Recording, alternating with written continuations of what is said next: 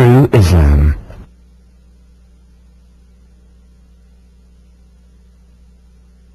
Myth. In the name of Allah, the Compassionate, the Most Merciful.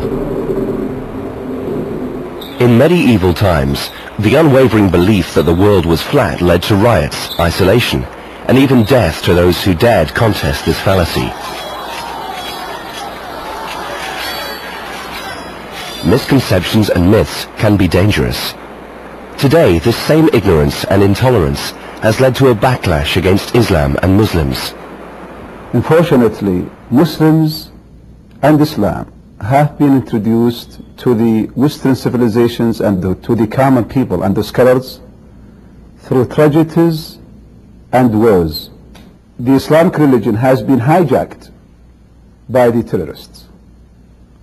And we have to be very careful not to come to label the Muslims as terrorists, because that's not true. Not in the history, not today. Contention and debate surround images of jihad and perceptions of the role and status of women in Islam. Since the tragic events of September the 11th, the most prevalent myth about Islam is that it encourages violence. Many scholars, politicians and media repeatedly associate Islam with terror. Islam is a peace-promoting religion and takes a strong and clear stand against the killing of non-combatants. According to the Quran, the holy book of Islam,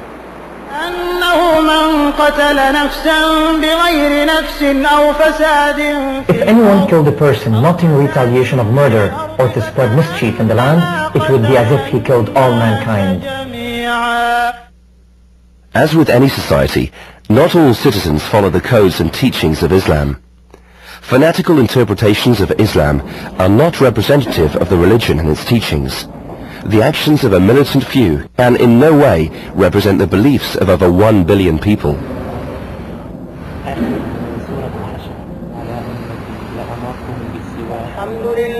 As with the abuse of children by some Catholic priests, these actions should not implicate all Catholics. Those who claim to kill or harm innocent civilians in the name of Islam are not true Muslims. There is much misunderstanding of the term jihad, often misinterpreted as holy war. The holy war is a Christian concept, not a Muslim concept, developed during the Crusades in the Middle Ages.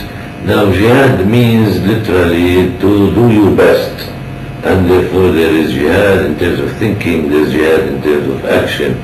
Now it has taken a particular view, meaning a military action against the other, but it doesn't have to be. And the highest form of jihad is jihad with the self, that is self-control. Concerning jihad for the sake of Allah, jihad is not only practiced by the sword, or pistols, or cannons, or planes. Jihad is also practiced with the pen, with the tongue, through the advice one gives, or a lecture, and even through charity to other Muslims. There are many kinds of jihad.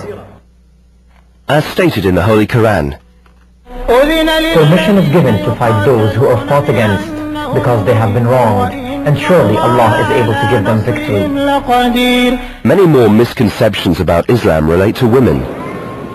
Wearing the veil is a requirement on all Muslim women, and the Quran commands it. What you don't see is what you don't want. And the thing is that we have to understand that it's not oppression that we're making our women cover. Because when she's at home, she's not, it's not like she's all covered. It's only when she's out in the street. How many people actually really, although it's common in the West, for people to, shake other men's wives' hands and to dance with other men's wives and to hug other men's wives. But that's a step in the wrong direction, you know what I'm saying? Because if you let somebody hug your wife, then he's actually in a position that you belong to. It's your position that he's taking. Following this requirement is, however, a woman's personal choice, not that of her husband or father as believed. Cassandra, who has converted to Islam, shares her thoughts. Wearing the veil is also history, because I can see, looking back in time, that if somebody looks at me, they can have a why. Why would somebody do that? And it's understandable because these societies and cultures have gone so far the other way that the idea of morality and having manners or having being shy or being modest, these are like concepts that no longer exist, especially in the Western culture.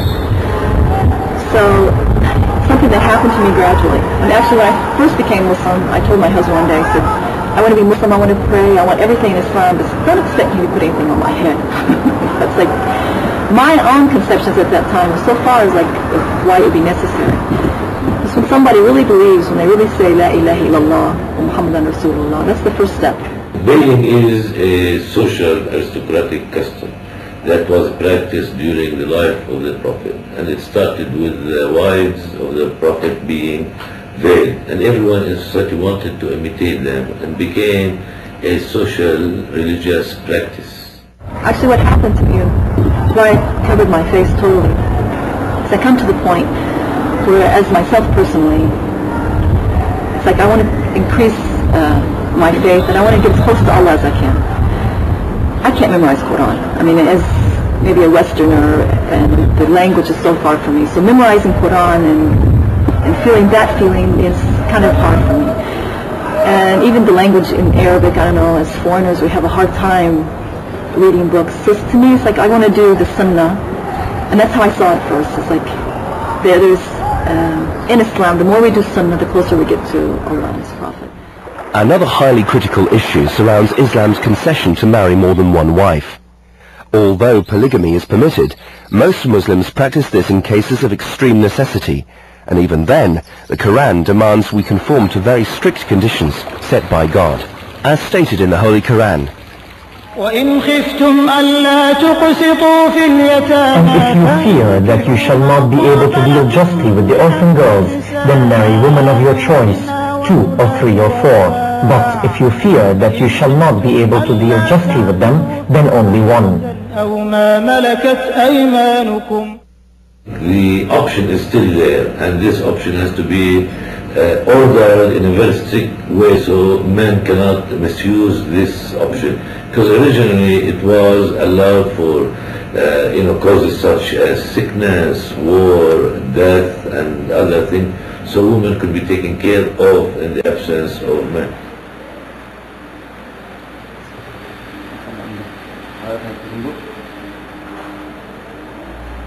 today the practice is not so common. Yasmin explains. I respect polygamy, of course, but I wouldn't choose it for myself. You know, when I got married, I asked my husband to write it in the contract because it's my right to do so. I asked him to say that if I get married, if he gets married to another woman, I get divorced automatically because I'm the jealous type, simply.